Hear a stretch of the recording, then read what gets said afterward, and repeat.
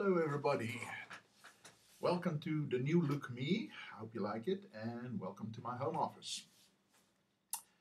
Okay, we've got quite a few things to think about here. Let me just go call up my files. By the way, this is likely to be a long video, so pause now and make yourself a cup of coffee. Oh, you're back, good. Okay, EDT303Q. Quite a few things to talk about. First of all, assignment 1. By now, you should have received your exam admissions.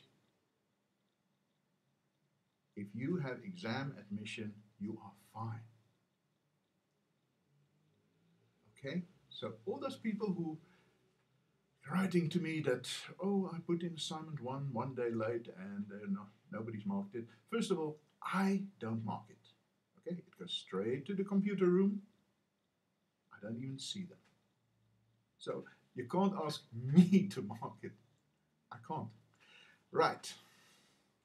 So you can contact me if you are absolutely positive you've submitted it on time, but it wasn't marked, and you don't have exam admission. Okay? For that, I'm willing to start a fight with the assignments department. I'm not prepared to start an assignments department because you have exam admission, but you didn't get your marks out. Okay, so go and check that. Do you have exam admission? That's what assignment 1 is about. Excuse me, dog wants to go in. We'll be hearing that scratching sound.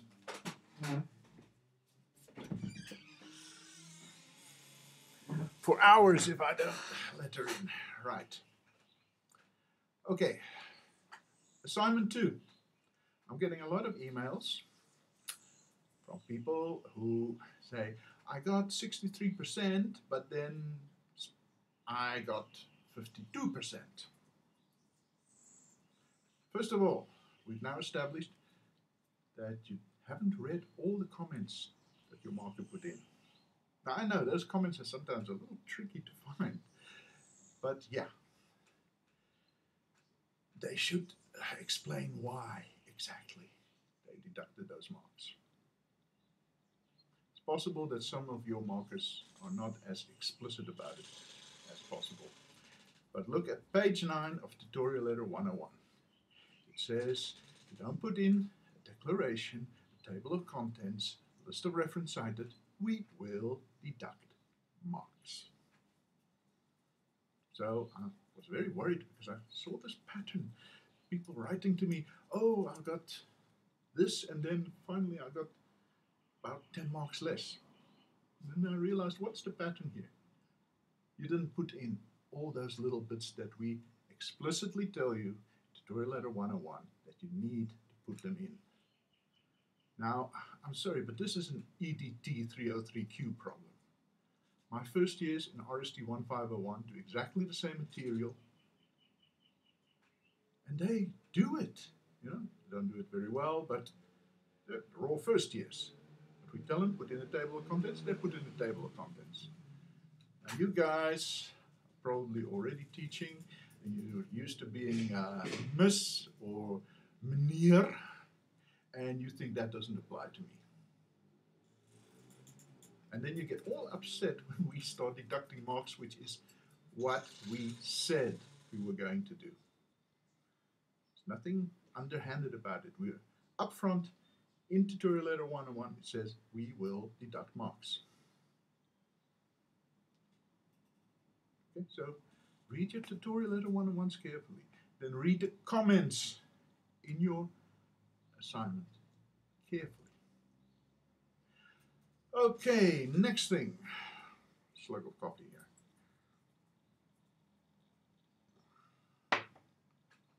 Next thing. I've never, ever seen so many people, in the 30 years I've been doing this, I've never seen so many people send in the wrong assignment for another module. I mean, is there a national epidemic of absent-mindedness going on here? I'm the professor. I'm supposed to be the absent-minded ones. You're supposed to be the young, energetic students, huh? Okay? Right. So, what I've instructed my markers to do is look at that ETH something or other assignment and see, on general principles, does a student know how to put something together, and give a mark not exceeding 60%, between 50 and 60 mostly, out of the goodness of our hearts. And you must just hope that the others, lecturer in the other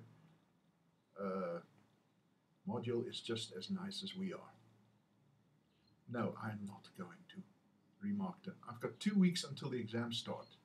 And we've still got bunches and bunches of marking to do.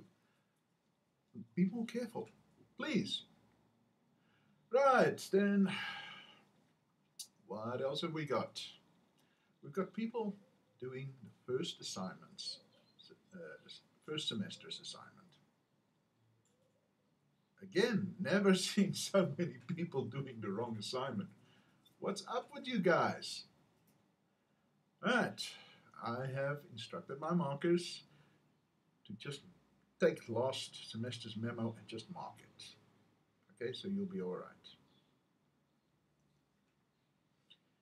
Okay. So there we've done assignment 1 and we've done assignment 2. We're still marking on assignment 2. The way things are going, it looks like we'll still be marking assignment 2 when the exams come around. So if you haven't received your results yet, just hang in there. They'll be coming. Okay. Let's see if we can find on my hard drive the October exams. Now, as you probably know, last semester we had this situation in which there were 2 exams, and let's all just hope and pray that this doesn't happen again, because it was a... What? No, I didn't say anything. Nothing. Go play the tape back. I didn't say anything.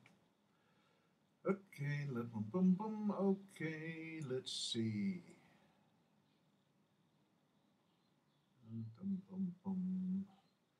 Right, I am looking at the document you all wish you had. The exam for October. Oh, it's so long ago since I set this up. Yeah, in fact, I didn't set this up. God set this one up. Right.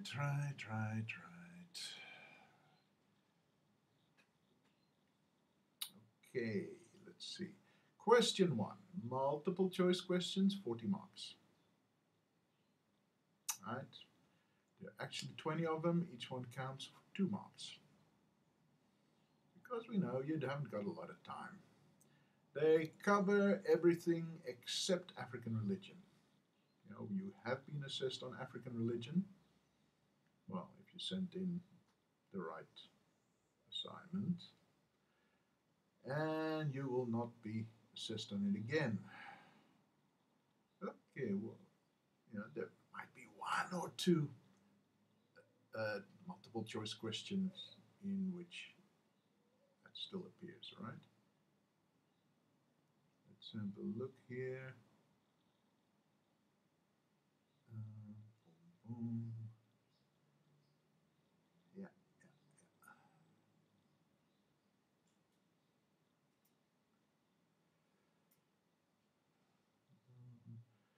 Always have to make sure what's going on here, because this course is so similar to RST 1501 that it happened to me once in a Dot Letter 201 that I got the 2 switched around.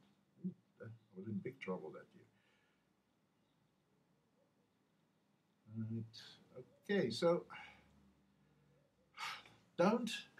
please, don't get the old papers and try to memorize the multiple choice questions. because we can and we do switch the order. So you see the question and you remember, oh yes, that was number 3, except we've switched them around. It's number 2 now. Okay. In fact, I shouldn't have to tell you guys this, but really, old exam papers are the worst study method there is. This department, we do not teach to the test. I mean, I don't know why I'm telling you this. You are education students, you're third-year education students. You should know this. But I see on the Facebook page, oh, I've got the memo for last semester's exam. Can anybody send me the exam script? Well, first of all, if I figure out which of the markers leaked the memo, I'm going to fire his ass. I am. Okay, so if you're one of my markers and you're watching this, and if it was you, lay low. Because that's a fireable offense. Okay, but yeah, let's get back. Please stop getting hung up on old exam papers. Generally speaking, we are very lazy people, and we will recycle questions. We'll phrase the questions a slightly different way. And then occasionally the dean will get the bee in his bonnet and instruct us all to not reuse anything and come up with completely new questions. And occasionally we just get tired of marking the same old stuff over and over again. And we'll set up something completely new. And then people complain, oh, that was never in the old exam. So,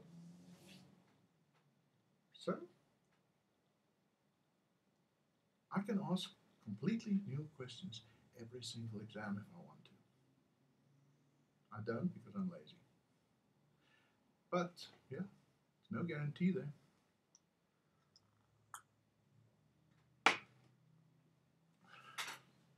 So, study the content of the course. Study the material. Do not get hung up on old exam papers. We do not put them up on the website. Somebody in the library does that. If it was up to us, the lecturers, there would be no old exam papers on my UNISA ever. Okay, that brings me up to something else. Some of you guys are living in the 80s, you know, when I think disco was still around. People still wore bell-bottoms and drove in 3-liter Cortinas to the discotheque. And UNISA was a correspondence university. Hello! It's 2017. Your grandparents' UNISA doesn't exist anymore. I'm getting emails. Oh, I only received my study material yesterday. I'm starting to work now. 2 weeks before the exam. Haha, not going to work, guy. Forget about it. Don't even bother showing up. No, I'm serious. There's this thing called My UNISA, which all the students seem able to find when it comes to old exam papers. But nobody's able to find when it comes to their study material. And they're on the same page. How does this work? Really, how does that work? This is not new. It's been going on for 15 years that we've put all our study material on My UNISA. If you just sat around and waited and did nothing for July and August, you're going to study this course in 2 weeks? Yeah, I know. The post office is a disaster. And our own printing and dispatch department is another disaster. But hello, this is the 21st century. This stuff is online. I don't even know what a printed that letter looks like because We haven't received them in the department for 15 years. We work straight from the screen. And in the world of work where you guys are headed, that's going to be a skill you are just going to have to learn. Paper is dead. Anyway, so if you haven't put in assignment 1 by now, there's no way that anybody's going to mark it. That computer has been switched off now. Right, so next semester, don't sit around and wait. And I know you've got internet access because you're complaining about this on email. You've got email, you've got internet access. Might not be very fast. It might only be on your phone. Well, phones work. Yeah, I get these long stories from students. I don't have email access. Sent from my Samsung Galaxy 8. Yeah, you've got a better cell phone than I do. Don't tell me you don't have internet access. Because I've got a 5-year-old cell phone. Right. Having gotten that off my chest. If you have exam admission and you haven't done assignment 2, well, submit it. Submit it via mail or try in the, no, mail is not going to reach us in time, but try the UNISA drop boxes. Submit it in my UNISA, it'll complain, but just keep clicking through. In this department, we will mark everything that manages to reach us until the bitter end. There is a bitter end, we're not there yet, but it's very, very close. So don't first waste time writing to me asking if you can submit. Just submit. Okay, let's get back to the exam now. We said 40 points, 40 marks for question 1, multiple choice, 20 multiple choice questions. Then, question 2, definition and methodology. Right, so the other day a student asked me, where can I find a working definition? That's a good one. It's in your study material, tutorial letter 104. Study unit 1, section 1.1. And then there's a little boxes. Definition 1, a working definition. So that student has never opened a book, has never read it. I mean, this is on the first page. Guys, you're education students. I mean, really.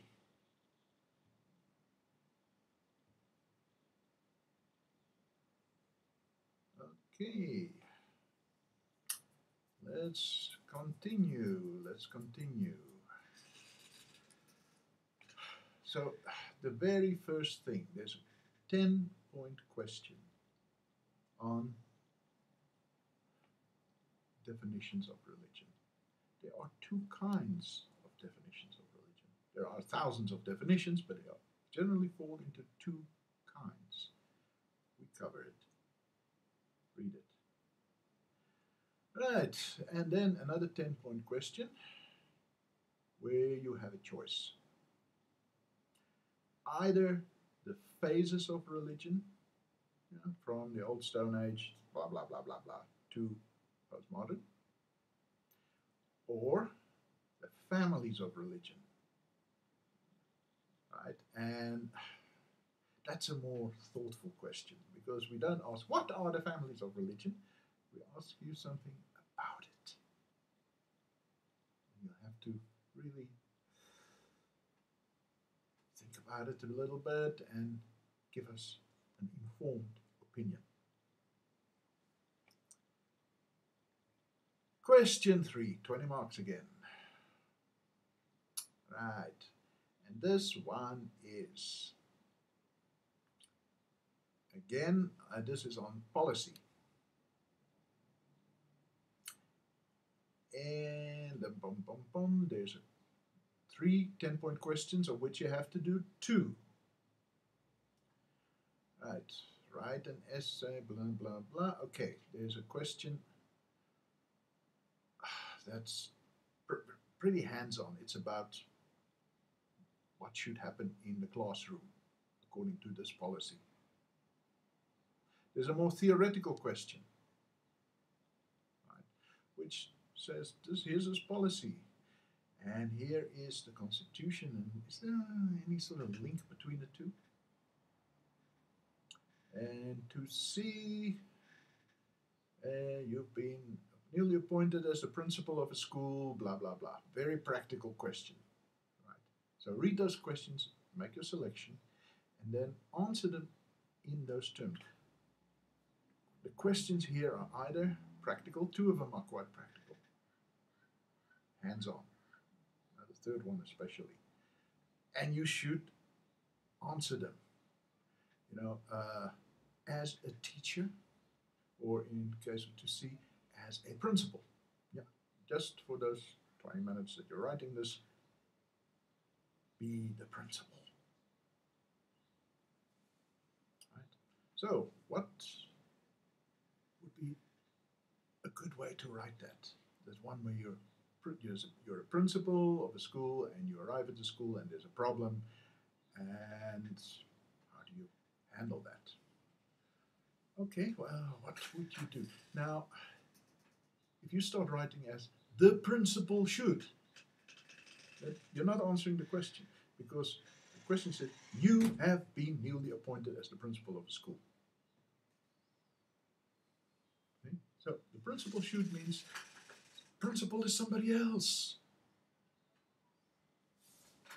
Okay, so one creative way to do that would be to write a memo to the school community, to the teachers, students, and the parents, in which you explain why this problem, which I'm not going to tell you what it is something that's dealt with in the policy and in the Constitution and in all the various bits of legislation that you know about, and also that there is something like good community relations that you're trying to build with your school. Okay. Question 4. Do any of the two following 3 questions, again 20 marks total, there's 3 10 points question, right, from which you must do 2. Right, choose any one of the blum blum. Okay, 4A, it's about Asian religions, and there's an important concept in both Hinduism and Buddhism.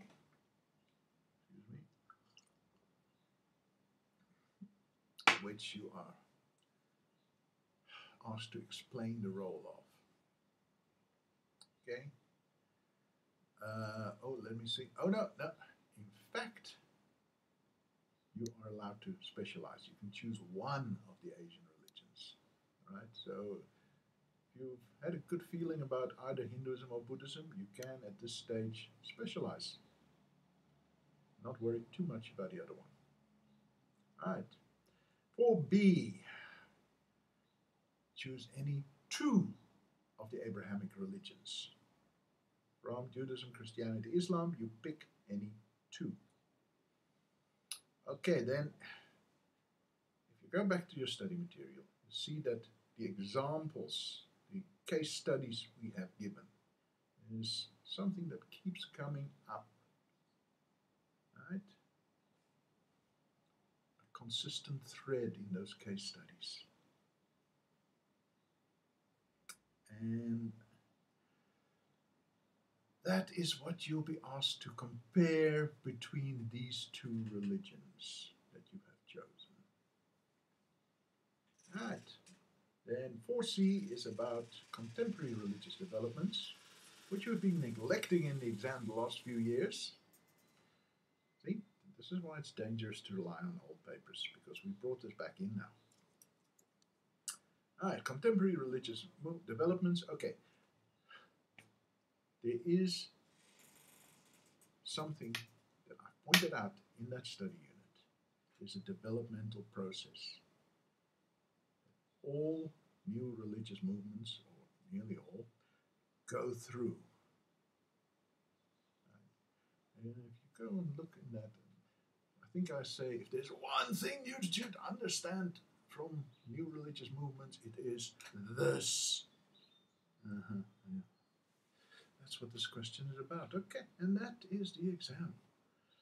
These videos are so explicit, I think they're going to fire me this time. Really. Okay, I think we've covered everything, and good luck. Especially those of you who have just joined, please go and look for the older videos, because this is, I don't know, 8 or 9 in the series. I've been making these for a while now, since the beginning of July. And,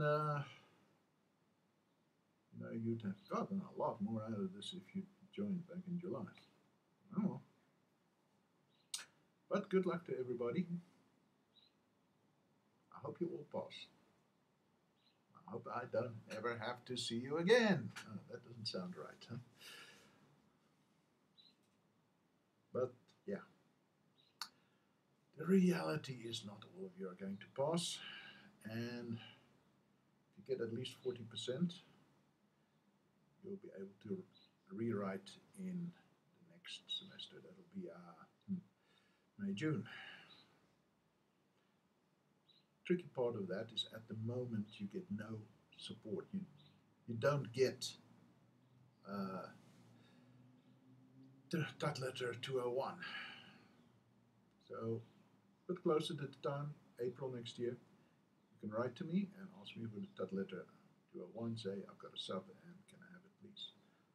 Or better, just keep subscribed to either YouTube or Facebook page, and we'll take it from there, you know, because there will be another video like this. Maybe not by me, because Elijah Dubé will be taking over this course. I'm still involved and I'll still do some support, but he will be the man getting all the emails. Okay, that's it from me. Prof signing off.